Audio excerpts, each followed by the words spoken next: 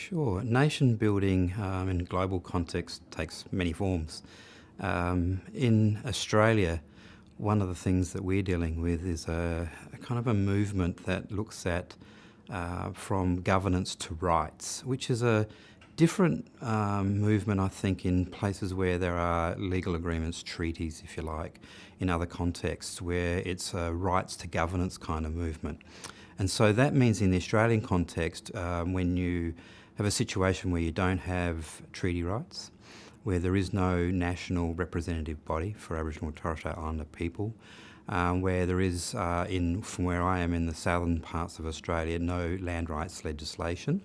when you're involved in a native title regime where you have to prove connections to country and continuous use despite colonialism and the impact on our societies, those contexts mean that the kind of nation building work that you do start from a very different place. I think the principles of nation building, about decision-making authority, about building institutions that are capable of delivering on the decisions, about a cultural match for the institutions that you create, so that it matches with the philosophies, beliefs, values of the people, are all equally critical. Along with, I think we've particularly have a need for being innovative, to shift from being reactive to being proactive,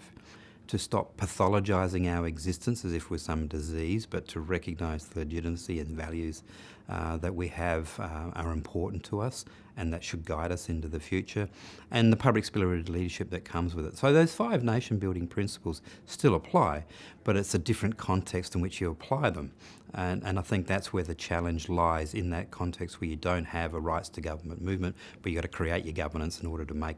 some of those things happen.